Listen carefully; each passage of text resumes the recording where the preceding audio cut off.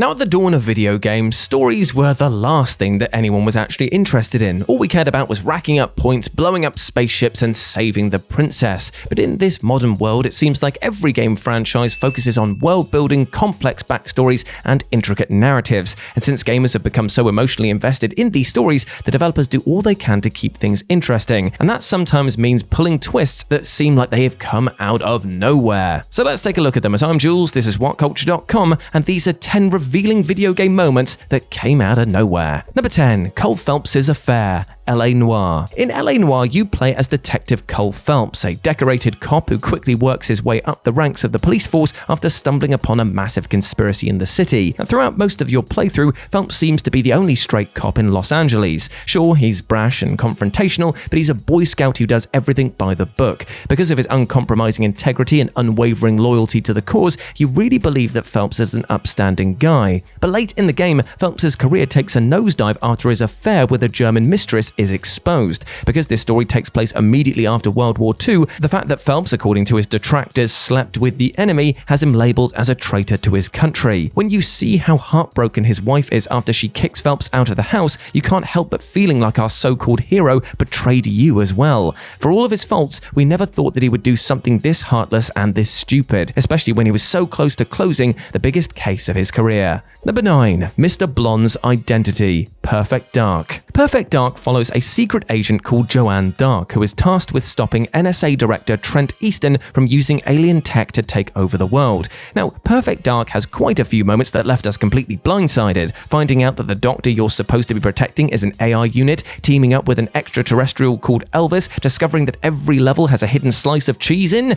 But the one twist that nobody saw coming was the reveal of Trent Easton's right-hand man, Mr. Blonde. Even though this mysterious figure is always beside Trent, you don't really have a clue who he is. After Trent's plan to kill the president fails, Mr. Blonde tells him that he's outlived his usefulness before Blonde makes a move and Trent pulls a gun on him. But before Trent can shoot, Mr. Blonde transforms into a gigantic alien and guts him like a fish. Although the player knew Mr. Blonde was extremely dangerous, nobody was ready for this. Number 8. You aren't the hero. Braid. Because the prologue implies the princess is helping you, you safely assume that this 2D platformer is following the traditional story of a hero rescuing the damsel in distress. But when you reach the princess, well, you learn something genuinely unnerving. Tim wasn't just rewinding the levels, he was rewinding the entire game. What you saw in the prologue was actually the reverse of what happened. The princess wasn't helping Tim, she was running away, closing doors and activating traps to hinder his quest. But why would she do this?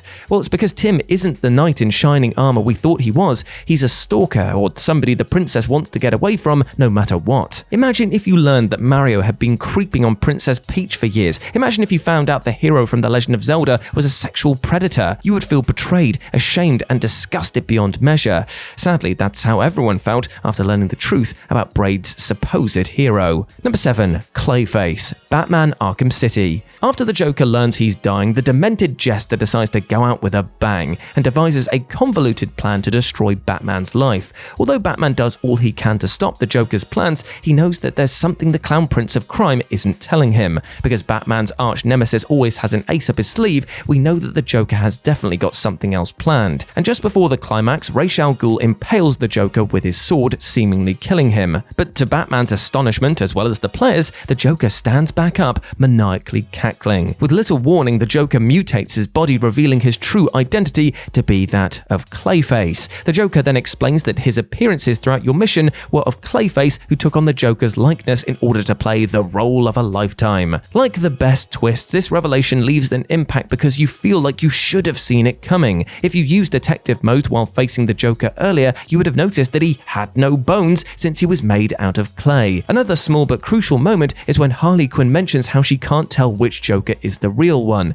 Only on a second playthrough do you realize that Harley was being literal and not figurative. Number 6. Your rival is the final boss. Pokemon Red and Blue. From the moment you begin Pokemon Red or Blue, it's repeatedly emphasized that the only way to become a true Pokemon champion is to defeat the Elite Four. Because your rival will remind you that he's better than you every time you bump into each other, this gives the player further incentive to defeat this quartet of Pokemon trainers. So, after spending hours wandering through the island, collecting dozens of Pokemon and thwarting the Elite Four, you breathe a sigh of relief, glad that your journey has come to an end. Unfortunately, that feeling only lasts about 30 seconds or so, because after you beat the Elite Four, their leader alerts you that another trainer defeated them just before you arrived, meaning that the only way to become the true champion is to beat him. And the person you have to face is your rival. Not only was this bait-and-switch final boss totally unexpected, it made the climax far more personal, since you had an emotional connection with your enemy. Number 5. Wheatley is worse than GLaDOS. Portal 2. Portal 2 begins with Chell awakening from her slumber, where she's greeted by a bumbling robot called Wheatley, voiced impeccably by Stephen Merchant. After you discover the murderous AI from the previous game GLaDOS has been reactivated, Wheatley bent over backwards to stop her from killing you. When he asked you to remove GLaDOS from her core and swap him in, it sounds like the first good idea that he's ever come up with. And after you accomplish this task, you half expect the game to end,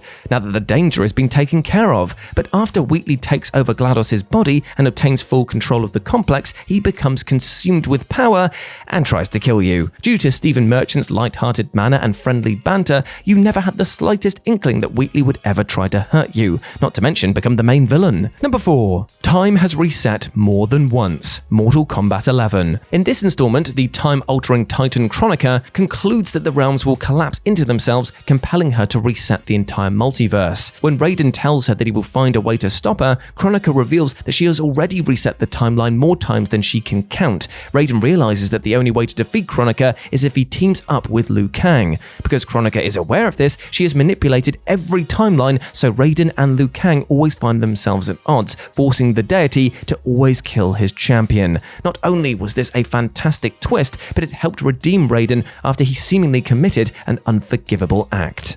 Number 3. Who is Comstock? BioShock Infinite. In BioShock Infinite, your character Booker DeWitt arrives in the floating city of Columbia, which is ruled by the self-appointed prophet Zachary Hale Comstock. When Booker is accused of being the prophesized false shepherd, allies with a young woman called Elizabeth and does all he can to put an end to the dictator's reign. Now, at first you'd assume that Columbia stays afloat through some sort of hyper-advanced engineering, but as you progress, you discover the city always stays in the air through quantum mechanics. And you know what quantum mechanics always leads to in storytelling? That's right, parallel universes and time travel. Slowly but surely, BioShock Infinite starts launching truth bombs at the player. Elizabeth can travel to parallel universes. Elizabeth is Comstock's adopted daughter. The Latest twins are actually the same person, but from different realities. And while you're trying to wrap your head around all of these epiphanies, the game drops one more bombshell on you, that Comstock is a parallel version of Booker. Not only that, Elizabeth is your daughter. And while you're still reeling from those revelations, you're also informed that you have to die to ensure Comstock never exists. Although there are plenty of games where you discover that you're playing as the villain all along, BioShock Infinite did one better by making you the hero and the villain at the same time. Number 2. The Scratch. The Walking Dead. When you see Lee travel hundreds of miles with Clem in order to help her reunite with her parents, you can tell that this guy will literally go to the ends of the earth for her. After being on the road for weeks, Lee is about to reach the area where Clem's parents reside, but just before he arrives, Clementine is kidnapped by an unseen figure. Just when things look like they couldn't get any worse, Lee is attacked by a walker. Lee disposes of the flesh-eating creature within seconds, as he's done so many times before. But as Lee inspects his arm, he sees that the zombie left a tiny bite on his wrist, meaning that he's destined to become a walker. And because The Walking Dead has never had any issue with killing off likable characters, we should have seen this coming. But you grow so attached to Lee that you hope the developers would just make an exception just this once and allow him and Clem to ride off into the sunset.